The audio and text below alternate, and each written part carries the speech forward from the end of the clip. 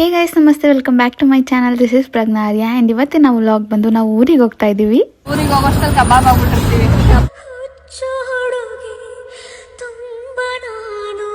ಅಂದರೂ ನಿಜವಾಗ್ಲೂ ಇತ್ತೀಚೆಗೆ ಊರಿಗೆ ಹೋಗೋದು ಎಷ್ಟು ತೊಂದರೆ ಆಗಿದೆ ಅಂದರೆ ಬಸ್ ಖಾಲಿನೇ ಸಿಗೋಲ್ಲ, ಅಷ್ಟು ರಶ್ ಇರ್ತಾರೆ. ಅಂದರೂ ಹೆಂಗೋ ಮಾಡಿ ಅಷ್ಟೊತ್ತು ವೆಯ್ಟ್ ಮಾಡಿ ಇವಾಗ ಊರಿಗೆ ರೀಚ್ ಆದ್ವಿ. ಇವತ್ತಂತೂ ಬೇರೆ ಏನೂ ಪ್ಲಾನ್ಸ್ ಇಲ್ಲ, ಮನೆಗೆ ಹೋಗಿ ರೆಡಿಯಾಗಿ ಮತ್ತೆ ವಾಪಸ್ ದೇವಸ್ಥಾನಕ್ಕೆ ಹೋಗೋದು.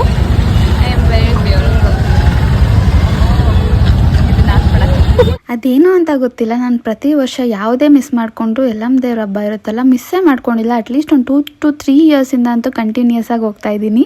ಇವತ್ತು ನಾವು ಹೋದಾಗ ಇನ್ನು ಕೊಂಡ ಎಲ್ಲ ಹಚ್ಚೋದಕ್ಕೆ ಪೂಜೆ ಎಲ್ಲ ಮಾಡ್ತಾ ಇದ್ರು. ಸೊ ಒಳಗೋಗಿ ಪೂಜೆ ಎಲ್ಲ ಮುಗಿಸ್ಕೊಂಡು ಆರತಿ ಎಲ್ಲ ಮಾಡಿದ್ರು.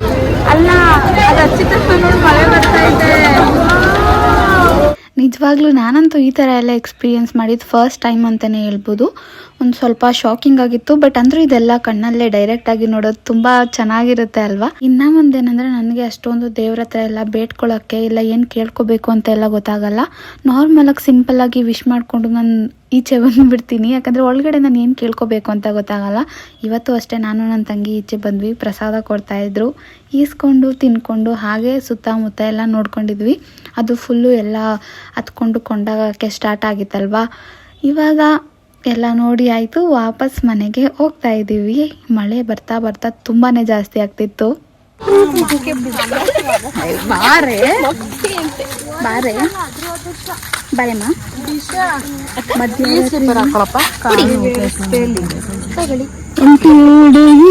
ನಿಂಗೇನು ಕೆಲಸ, ಕಬಾಬ್ ತಿನ್ನೋದೇ ಕೆಲಸ.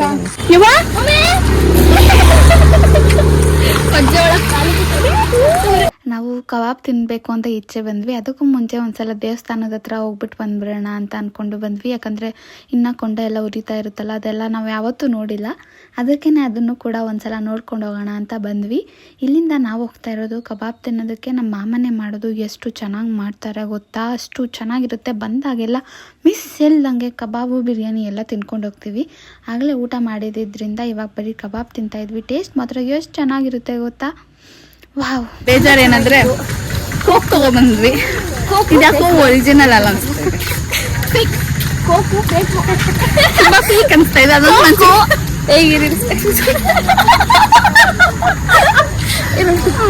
ಕೋಕು ಫೇಕು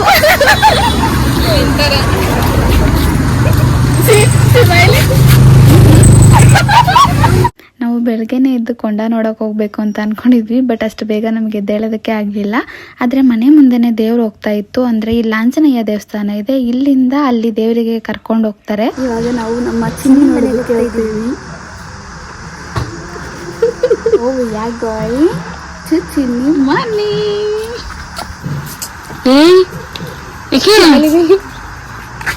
ನಿಧಾನ ನೋಡಿ. ಇದು ದಿನ ಆದ್ಮೇಲೆ ಹೋಗ್ತಾ ಇದೀವಿ ಗೊತ್ತಾ, ಹೋಗ್ತಿರೋದಲ್ಲ ನೋಡ್ತಿರೋದು ಗೊತ್ತಾ. ಚಿನ್ನಿನ ಅಂದ್ರೂ ಊರಲ್ಲೆಲ್ಲ ರೋಡೇ ಚೆನ್ನಾಗಿ ಮಾಡೋರಲ್ವ, ಗಾಡಿಗಳು ಜಾಸ್ತಿ ಓಡಾಡೋದಲ್ಲ, ಅದಕ್ಕೆ ರೋಡ್ ಚೆನ್ನಾಗಿದೆ, ಅದಕ್ಕೆ ರೋಡ್ ಹಾಳಾಗಲ್ಲ. ಹೋಗಿದ ತಕ್ಷಣ ಮಾತಾಡ್ಸಲ್ಲ, ಪಕ್ಕ ಚಿನ್ನಿ ನೋಡ್ಕೊಳ್ಳಿ, ಸ್ವಲ್ಪ ನಾಚ್ಕೊಂಡು ಓಡಾಡ್ತಾಳೆ, ಅಳ್ತಾಳೆ. ಕೆರೆ ಇದೆ, ಕೆರೆ ಹೋಗಿ ಬಿದೋಗು. ಯಾಕೆ ಚಿನ್ನಿ, ಕೆರೆ ಚೆನ್ನಾಗೈತೆ, ನಮ್ಮೂರೇ ಫೀಲ್ ಆಗ್ತೈತೆ ನನಗೆ. ಯಾರೋ ನೋಡಿ ಮುಂಕಟ್ಟೆ ಮಾಡ್ತಾರೆ, ಪಾರ್ಟಿ ಹಾಲ್ ಅಂತ ನೋಡಿ. ದೇವಸ್ಥಾನ ಎಲ್ಲಿ ಮುಂಕಟ್ಟೆ ಅಲ್ಲಿ ಮುಂದೆ ಹೋಗ್ಬಿಟ್ಟು ಲೆಫ್ಟ್.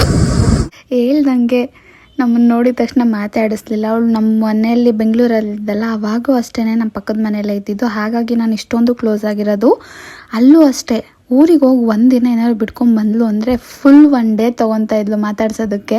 ನಾನಂತೂ ನಿಜವಾಗ್ಲೂ ಎಷ್ಟು ಮಿಸ್ ಮಾಡ್ಕೊತೀನಿ ಗೊತ್ತಾ. ಬೆಳಗ್ಗೆಯಿಂದ ಸಂಜೆವರೆಗೂ ನನ್ನ ಜೊತೆನೇ ಇರ್ತಾಯಿದ್ಲು. ಬೆಳಗ್ಗೆ ಎದ್ದಾಗ ಬಂದರೆ ರಾತ್ರಿವರೆಗೂ ಇರ್ತಾಯಿದ್ಲು. ನನಗಂತೂ ಈಗಲೂ ಎಡಿಟ್ ಮಾಡ್ತಾಯಿದ್ರು ಅವಳನ್ನ ನೋಡಿ ನೋಡಿ ಅಷ್ಟು ಮಿಸ್ ಮಾಡ್ಕೊತಿದ್ದೀನಿ. ಆದರೆ ಇವಾಗ ಅವರು ಊರಿಗೆ ಶಿಫ್ಟ್ ಆಗಿಬಿಟ್ಟಿದ್ದಾರೆ, ಅದೇ ಬೇಜಾರಾಗ್ತಿರೋದು. ಆಮೇಲೆ ಏನ್ ಕಟ್ತೀಯ? ಹ್ಞೂ ಸರಿ, ಹೌದಾ ಸರಿ. ಬೆಂಗಳೂರಿಗೆ ಹೋಗೋಣ.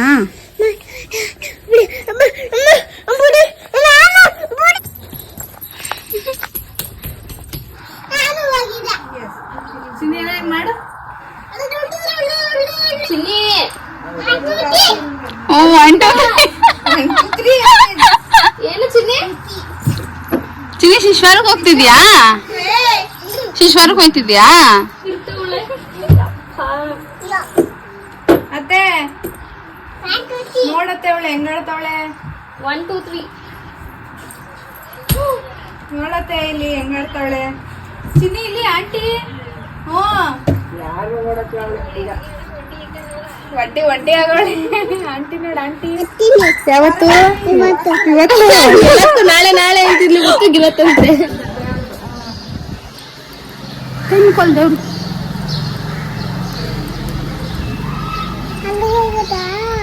ಹೋಗೋಣ ಅಲ್ಲಿಗೆ. ಮನೆಗೆ ಹೋಗೋದು ಬೇಡವಾ? ಹೋಗೋದು ಬೇಡವಂತೆ ಕಣೆ.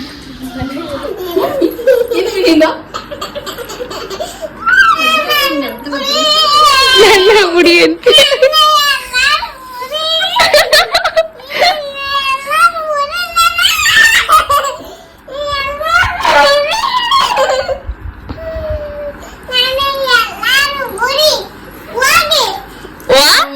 ನಡಿ ಹೋಗೋಣ ಹೋಗೋಣ ನಡಿ ತಿನ್ಬಿಟ್ಟು ಹೋಗೋಣ ಬಿಟ್ಟು ನಿನ್ನ ಏನು ಚಿನಿ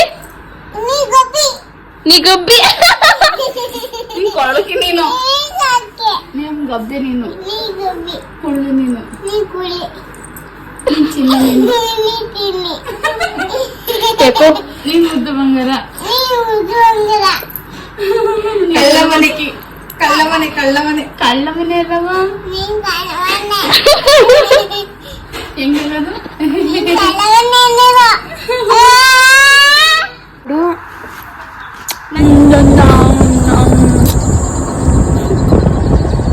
ಬೇಜಾರಾಗ್ತಾ ಇದೆ. ನಂಗಂತೂ ಅವಳನ್ನ ಬಿಟ್ಟು ಬರೋದಕ್ಕೆ ಮನ್ಸಾಗ್ತಾ ಇರಲಿಲ್ಲ. ಬಟ್ ಮನೆಗೆ ಬಂದ್ಬಿಟ್ಟು ರೆಡಿಯಾಗಿ ನಾವು ಜಾತ್ರೆಗೆ ಬರಬೇಕಾಗಿತ್ತು, ಅದಕ್ಕೆ ಬೇಗ ಬಂದ್ಬಿಟ್ವಿ. ಸೊ ಇದು ಊರಿನ ಜಾತ್ರೆ ತುಂಬ ಚೆನ್ನಾಗಿರುತ್ತಲ್ಲ ನೋಡೋದಕ್ಕೆ. ನನಗಂತೂ ಜಾತ್ರೆಗಳು ಅಂದರೆ ತುಂಬ ಇಷ್ಟ. ಲೈಕ್ ಅದು ಜಾತ್ರೆಯಲ್ಲಿ ಇರುತ್ತಲ್ಲ ಐಟಮ್ಸ್ ನೋಡೋದು ಅಂದರೆ ಇನ್ನೂ ತುಂಬ ಇಷ್ಟ. ಅದ್ರ ಜೊತೆಗೆ ಈ ಥರ ಎಲ್ಲ ಯಮ್ಮಿಯಾಗಿ ಫುಡ್ ತಿನ್ನೋದು ಅಂದರೆ ಇನ್ನೂ ತುಂಬ ಇಷ್ಟ. ಅದರಲ್ಲಿ ಪೀಪಿ ಥರ ಬರುತ್ತಲ್ಲ, ಮೇಲೆ ಪಿಕಾಕ್ ಇರುತ್ತೆ, ಅದು ಪೀ ಅಂತ ಬರುತ್ತಲ್ಲ, ಅದನ್ನು ಎಷ್ಟು ಹುಡ್ಕಿದ್ವಿ ಗೊತ್ತಾ, ಒಂದೂ ಸಿಗಲಿಲ್ಲ. ಬಟ್ ಜಾತ್ರೆ ಮಾತ್ರ ತುಂಬ ಚೆನ್ನಾಗಿತ್ತು. ನೋಡಿ ವಾಪಸ್ ಬಂದ್ವಿ.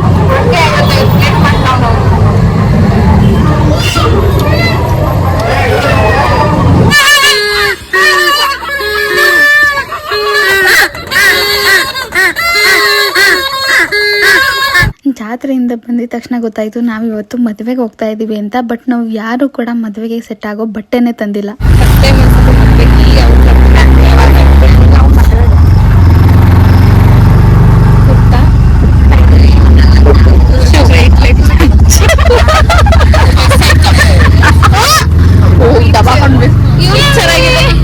ಮದುವೆಗೆ ಹೋಗ್ತಾ ಇದ್ದೀವಿ.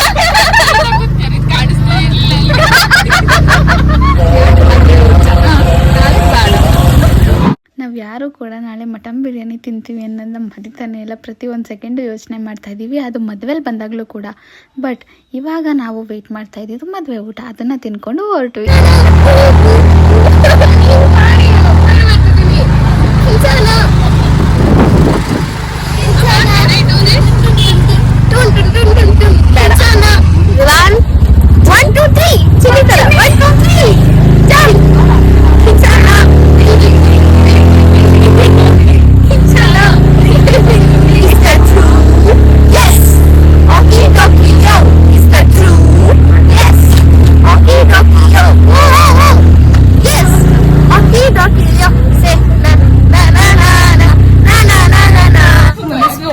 ಭಯ ಆಯ್ತಾ ಇಲ್ವ ಒಳಗೆ?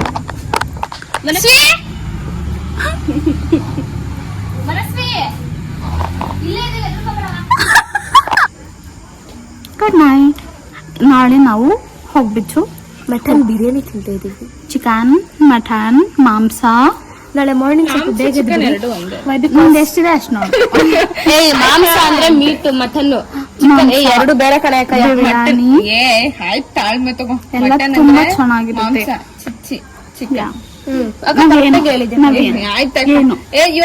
ಎಲ್ಲ ಒಟ್ಟಿಗೆ ಹೋಗೋದು. ಏನು ಮಾಂಸ, only mutton I think so. ಏನೋ ಒಂದು ಮಾಂಸ piece, non veg. We are non vegetarians ಅಷ್ಟೇ. Purely non vegetarian. Yes. Veg ತಿಂತೀವಿ, ತರಕಾರಿ ತಿಂತೀವಿ, ಆದ್ರೆ ಒಸಿ ನಾಟ್ ಒಸಿ, ಸ್ವಲ್ಪ ಸ್ವಲ್ಪ ವಸಿ ನಮಗೆ ತರಕಾರಿ ಪಲಾವ್ ಇಷ್ಟ, ಬಟ್ ಅದ್ರಲ್ಲಿ ತರಕಾರಿ ಇಷ್ಟ ಇಲ್ಲ. ತರಕಾರಿ ಸಾಗು ಇಷ್ಟ, ಸಾಗು ಗೊಜ್ಜು ಇಷ್ಟ, ಆದ್ರೆ ಸಾಗುಲಿರೋ ತರಕಾರಿ ಇಷ್ಟ. ಖಂಡಿತವಾಗಿ. ಸೊ ಟೊಮೆಟೊ ಗೊಜ್ಜು ಇಷ್ಟ, ಆದ್ರೆ ಅದ್ರಲ್ಲಿ ರಸ ಟೊಮೆಟೊ ಇಷ್ಟ ಆಗಲ್ಲ. ರಸ ಇಷ್ಟ. ಓಕೆ, ನಾವು ಬದನೆಕಾಯಿ ಬರುತ್ತೇವೆ, ಗೊಜ್ಜು ಇಷ್ಟ ಆಗಲ್ಲ. ಆದ್ರೆ ನಾವು ಬರುತ್ತೇವೆ. ನಮಗೆ ಬದನೆಕಾಯಿ ಗೊಜ್ಜು ಇಷ್ಟ ಇಲ್ಲ, ಅದ್ರ ತಿನ್ಬೇಕು ಮನೇಲಿ. ಅವತ್ತು ಗೊಜ್ಜು ತಿಂದಿದ್ದೀನಿ, ಟೊಮೊಟೊ ಅದು ತಿಂತೀನಿ ಅಂತ ಬಿಸ್ಕೊ ಬಂದಿದ್ದೀನಿ. ಹೌದೇನಾಯ್ತು ಅಂತ ಗೊತ್ತಾ? ಎರಡು ಹಾಕಬೇಡವ್ರೆ. ಅದು ಬದನೆಕಾಯಿ ತಿಂದು ಬದನೆಕಾಯಿ ಇಷ್ಟ ಇಲ್ದಿದ್ರು ತಿಂದು ಟೊಮೊಟೊ ಸೇರಿಬಿಟ್ಟು ನಾವು ಬೆಳ್ದಾಗ ಬಂದ್ಬಿಟ್ಟು ಕಿತ್ತು ಓಡೋದೆ ಅಡ್ಗೆ ಬದನೆಕಾಯಿ ಪಲ್ಯದಲ್ಲಿ ಟೊಮೊಟೊ ಅಂತ ಬದನೆಕಾಯಿ ತಿಂದವಳಂತೆ, ಬೇಯಿಸ್ಕೊಂಡಿದ್ದೀನಿ. ಟೊಮೊಟೊ ಎತ್ತಿಕ್ಕಿದ್ದೀನಿ ಅಂತ ಬೈಸ್ಕೊಂಡವಳಂತೆ. ಹೆಂಗಾಯ್ತು ಗೊತ್ತಾ ನಂಗೆ, ಅದು ವೈಟ್ ರೊಟ್ಟಿಗೆ ಕಣೆ ಬದನೆಕಾಯಿ. ಅದು ಜಾಣ ನಂಗೆ ನೆನ್ಸ್ಬಿಡ ಬದನೆಕಾಯ. ಬದನೆಕಾಯಿ. ಸರಿ, ಹಣ್ಣು ಬಾಯ್ ಬಾಯ್, ಲೆಟ್ಸ್ ಮೀಟ್ ಟುಮಾರೋ.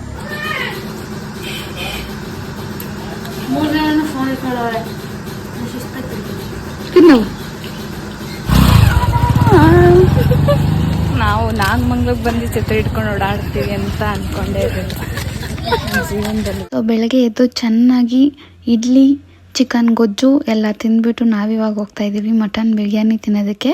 ಆದರೆ ಫನ್ನಿ ಪಾರ್ಟ್ ಏನು ಗೊತ್ತಾ, ನಾವೆಲ್ಲ ಮಟನ್ ಬಿರಿಯಾನಿ ಅಂತ ಹೇಳ್ತಾ ಇದ್ದೀವಲ್ಲ, ಅದ್ರಲ್ಲಿ ನಮ್ಮ ಅಕ್ಕ ಒಬ್ಬಳೇ ತುಂಬ ಚೆನ್ನಾಗಿ ಮಟನ್ ತಿನ್ನೋದು. ನಾವೆಲ್ಲ ರೈಸ್ ತಿಂತೀವಿ, ಆದ್ರೂ ಮಟನ್ ಬಿರಿಯಾನಿ ಅಂತ ಫುಲ್ಲು ಜೋಶಲ್ಲಿ ಹೋಗ್ತಾ ಇದ್ದೀವಿ. ಎಲ್ಲ ಮುಗಿಸ್ಕೊಂಡು ನಾವು ಇವಾಗ ಬಸ್ ಸ್ಟಾಪಿಗೆ ಬಂದ್ವಿ, ಬಟ್ ಸಿಕ್ಕಾಬಟ್ಟೆ ರಶ್ ಇತ್ತು. ಅದಕ್ಕೆ ಕಾಸು ಕೊಟ್ಟು ಇವತ್ತು ಪ್ರೈವೇಟ್ ಬಸ್ಸಲ್ಲಿ ಹೋಗ್ತಾ ಇದ್ದೀವಿ.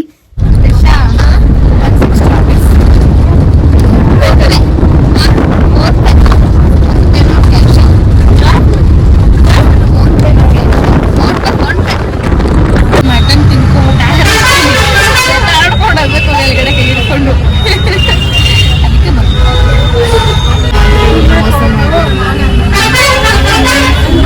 ಮಟನ್ ಸಾರು, ತಿಳಿ ಸಾರು, ರಸಮ್ ಅಂದ್ಬಿಟ್ಟು ಆ ಮಟನ್ ಸಾರು ತಿಂದಲೇ ಈ ಥರ ಮಾಡೋದು.